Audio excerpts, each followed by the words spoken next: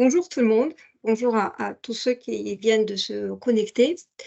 Nous allons commencer notre webinaire TLF consacré aux indices CNL.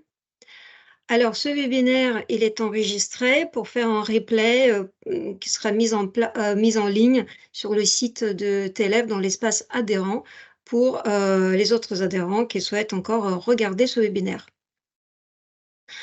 Alors nous allons passer ensemble 45 minutes.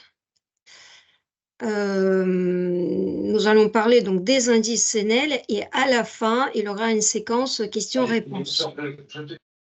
Alors, si vous voulez bien, coupez vos micros et ensuite les activer lorsque vous souhaitez poser des questions.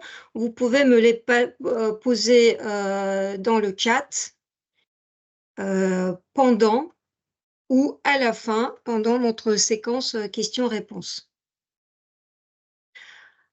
Alors, donc de quoi on va parler aujourd'hui? D'abord, je vais vous donner la définition des indices CNL. Ensuite, contenu et la structure, fonctionnement, présentation de la publication et à les dernières minutes, vos questions et mes réponses.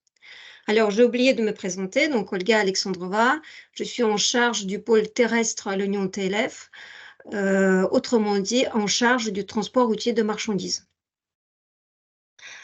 Alors, la définition des indices CNL, c'est assez simple.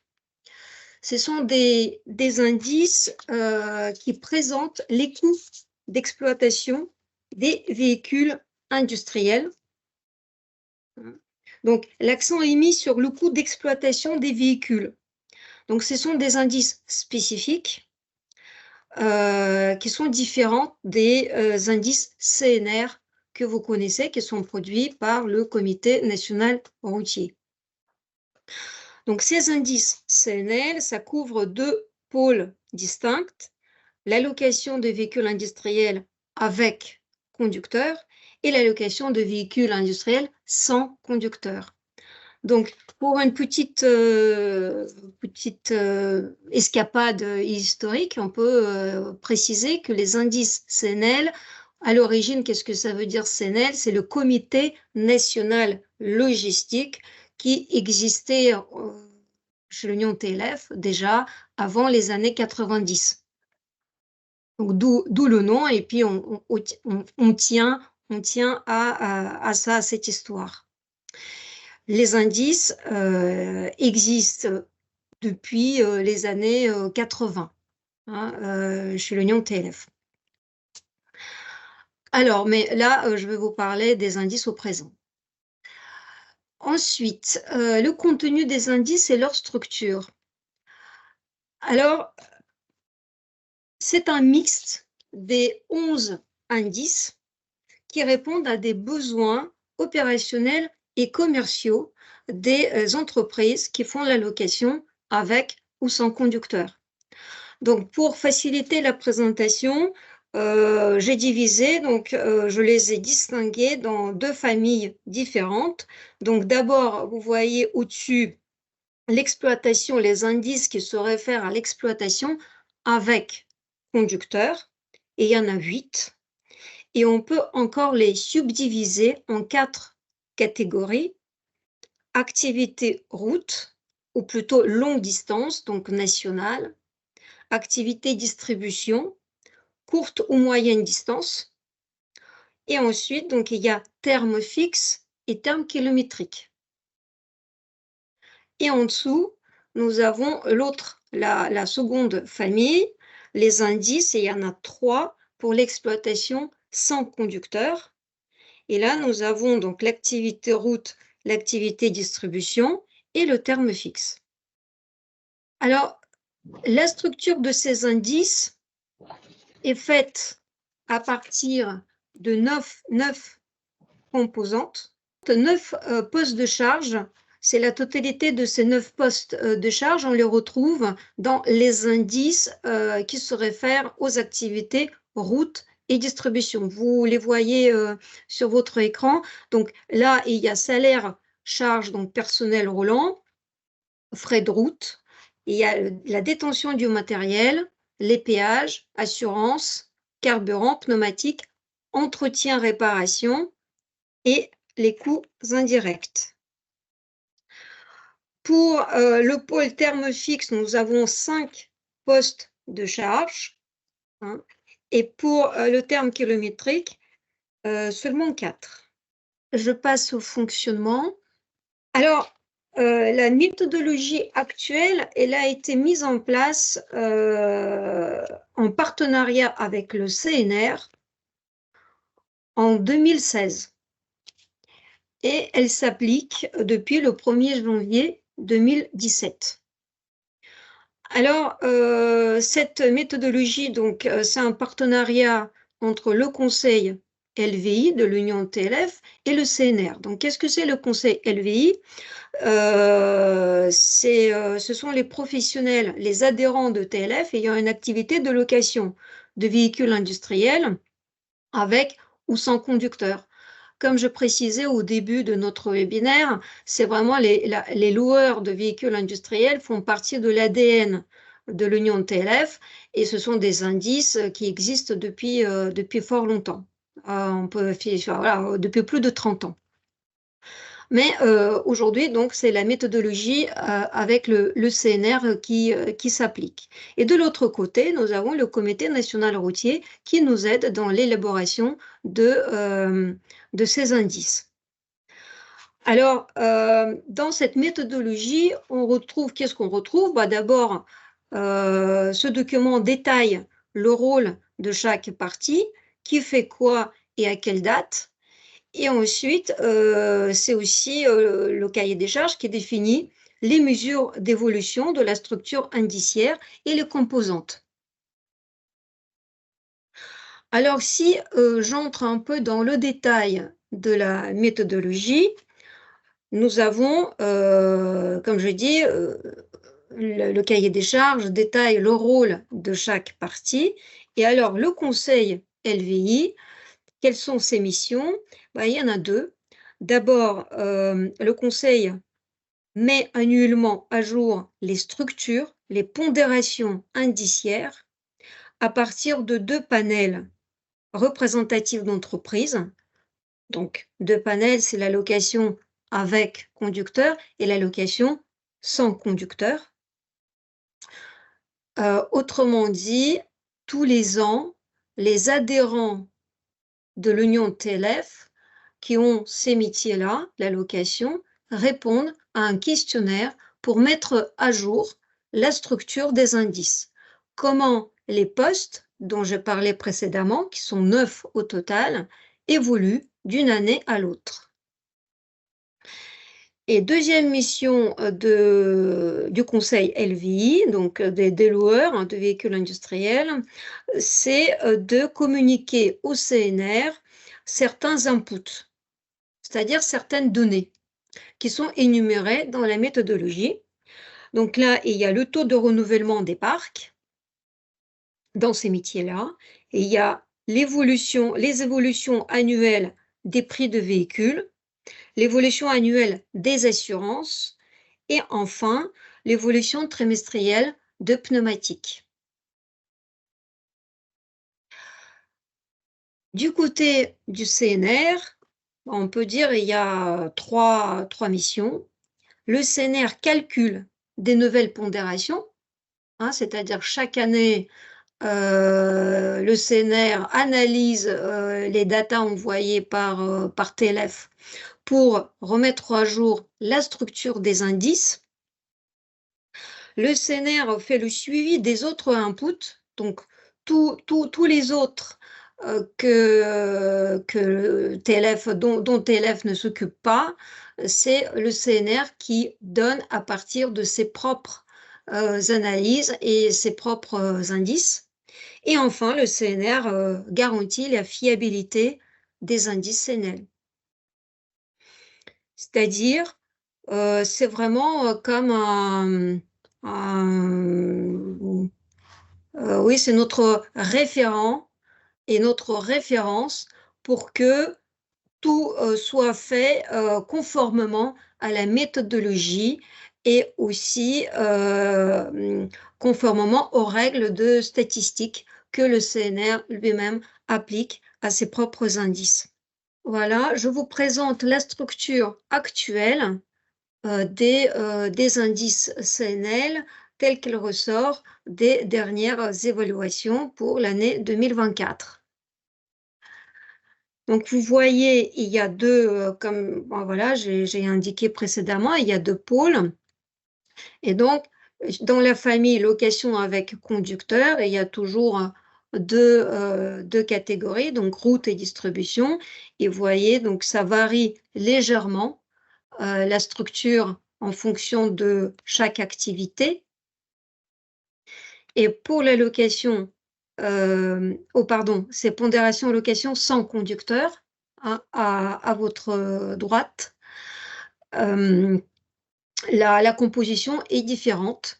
Et il n'y a qu'une seule activité, puisque par définition, les loueurs sans conducteur ne savent pas quel kilométrage vont faire leur véhicule.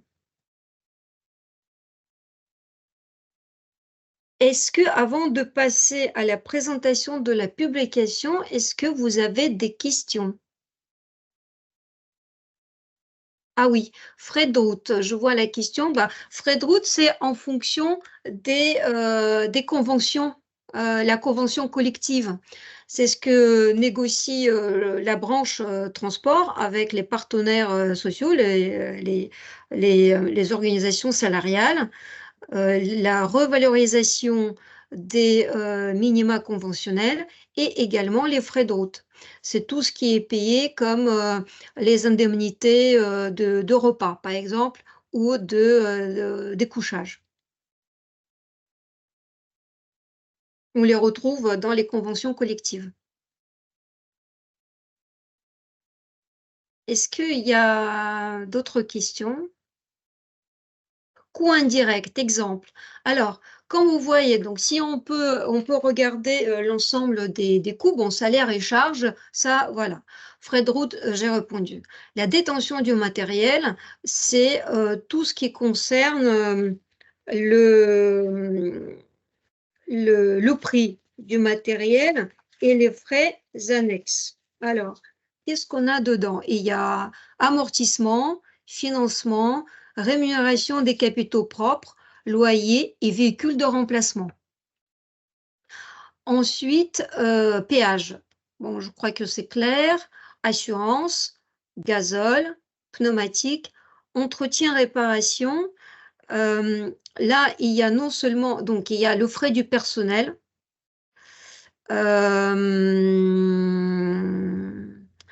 tout ce qui est réparation et sans auto-assurance dommage. Donc, il y a les coûts internes d'atelier, externes également.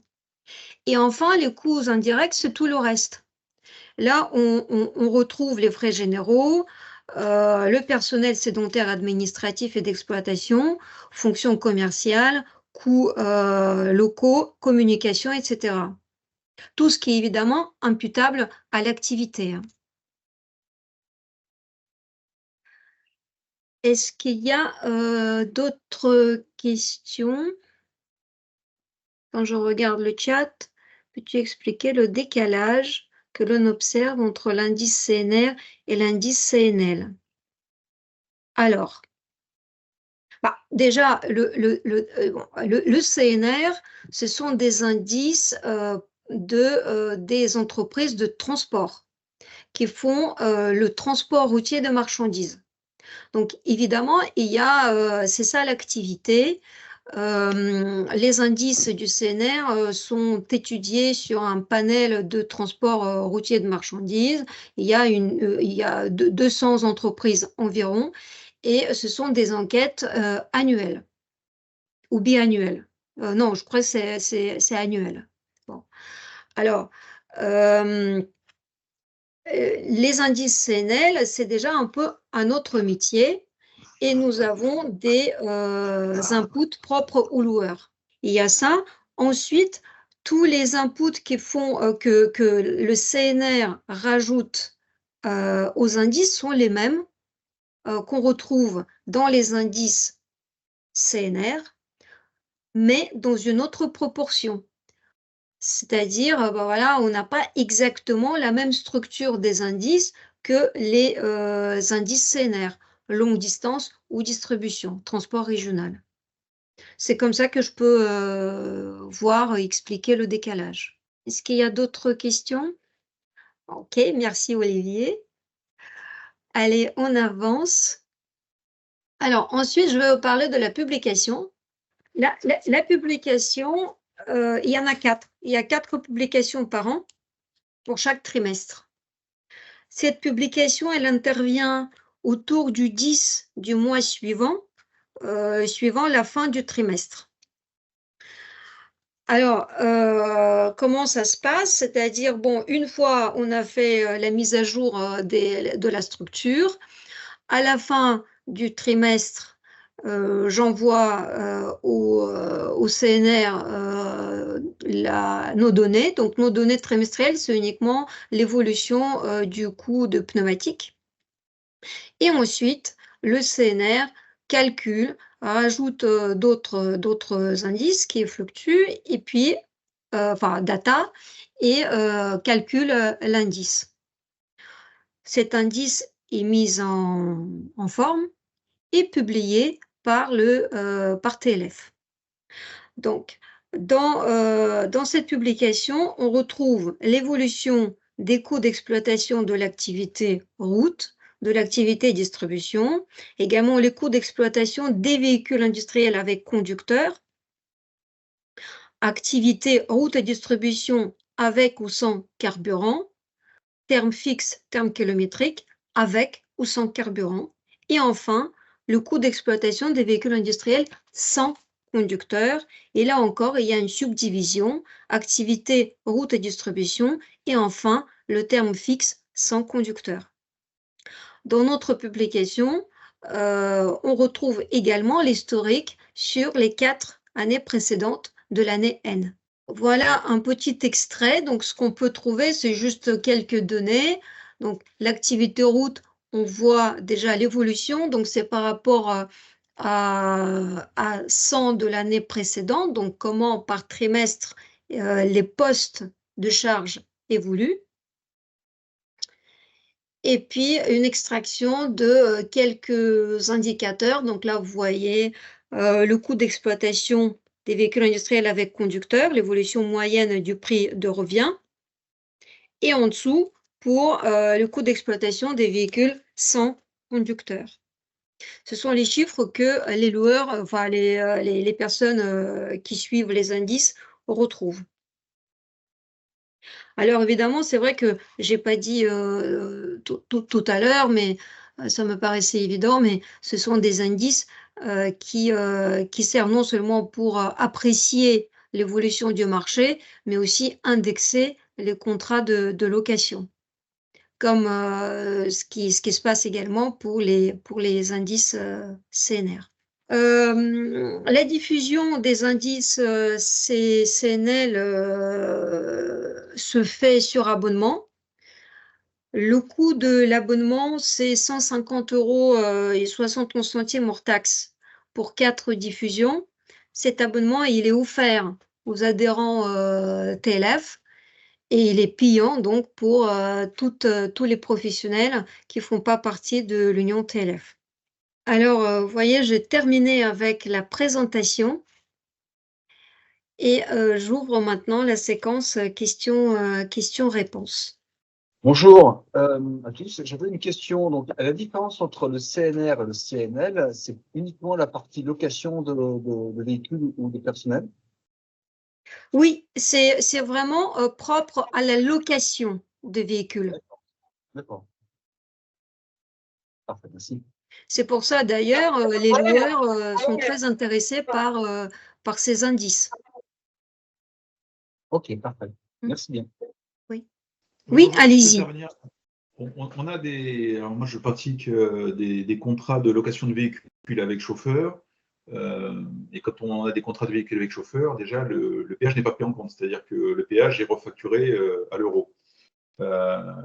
Jusqu'à maintenant, nous, on utilise une revalorisation annuelle ou trimestrielle, ça dépend des contrats, sur la base, alors si c'est un camion remorque, c'est sur l'indice régional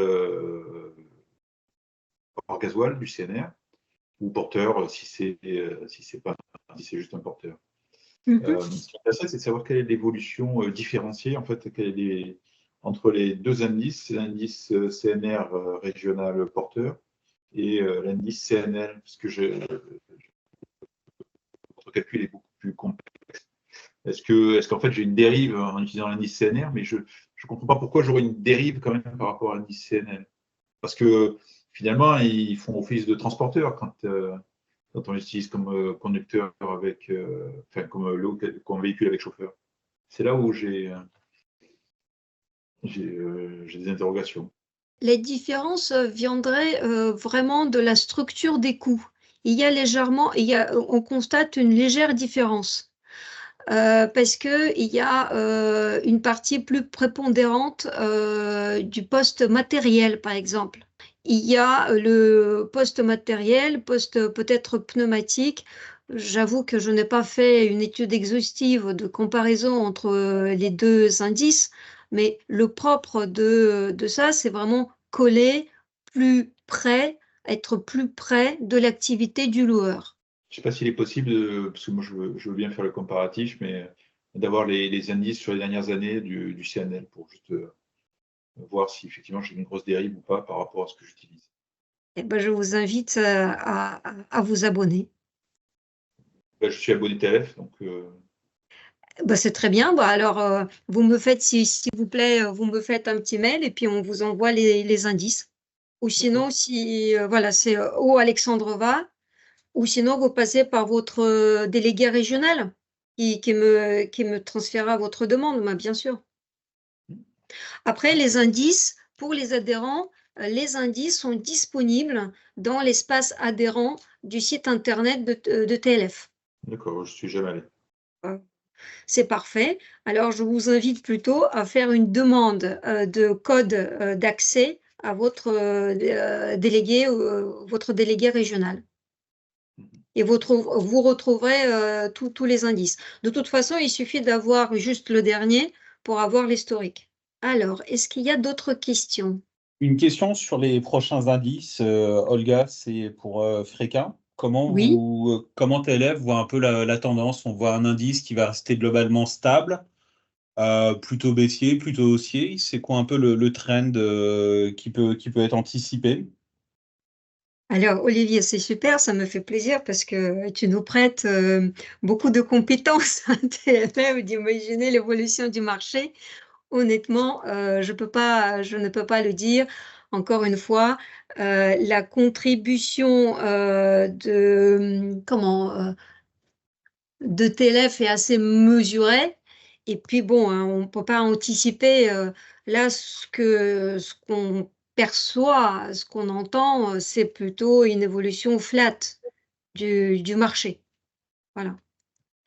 Après, il n'y a pas les négociations, parce que ce qui apporte aussi, ce qui fait beaucoup fluctuer et impacte l'indice, ce sont les négociations de branches sociales. Et là, il n'y a pas de négociation avant l'automne prochain. Donc là, d'ici là, parce que c'est un poste prépondérant, hein, salaire et charges. Donc évidemment, dès que ce poste bouge, l'indice évolue plus rapidement. Là, ça ne va pas bouger avant la fin de l'année. De façon importante.